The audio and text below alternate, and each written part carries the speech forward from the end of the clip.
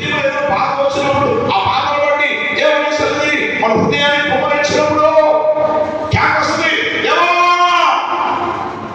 దర్శించవా, నాకు సహాయం చేయవా, నాతో మాట్లాడవా, ఇవి నాకు వచ్చిన కష్టం ఇది, నా అప్పుల సమస్య ఇది, నా అనారోగ్య పరిస్థితి ఇది, నా బాధ ఇది, నా కుటుంబంలో మాట్లాడడం లేదు, నా భర్త మారట్లేదు, నా భార్య మాట్లాడడం లేదు, నా కుటుంబం సమస్యలు ఉంది, నా పరిస్థితి ఎలా వస్తూ ఉంది, అయ్యా నన్ను మార్చవాని కేక వస్తుంది. ఈ గుడిలో బాధలేనప్పుడు నాకు కేకలేపడు, కేకలు రాష్ట్ర కేకేసేది కాదు, ప్రతి రాష్ట్రం కాదండి, రాష్ట్రం కాదు, పుస్తకం కాదు. స్వతహా దేవుని ఆత్మతో మనం నిలబడినప్పుడు దేవుని ఆత్మ మనం నడిపిస్తుంది. ఎలా ప్రార్థన చేసుకోవాలో చూడండి. మనం లాస్ట్ పర్లో ప్రార్థన చేస్తుంటాం. పర్లో ఒప్పుకుందన్నా అది ఒలించే ప్రార్థన కాదు, ఉదాహరణగా చెప్పాడు, అది ఎగ్జాంపుల్గా చెప్పాడు దేవుడు ఆనాడు శిష్యులకి.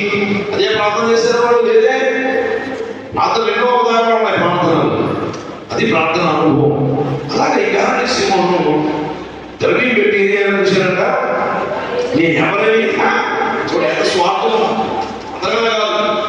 5 రూపాయలు 10 రూపాయలు చూడండి, కరెంట్ చేయదు, ఎంత ఇవ్వాలి, నేను 10,000 లక్ష ఎంత పెడతాడు, ఒకవేళ ఆడే పెడతాడు చేయదు, ఏమైపోవాలని బస్సుపడం అయిపోవాలన్నా చూసారండి. ఎంత విచిత్రమైనటువంటి బోధం, అలాంటి బోధలు పనిచేయి.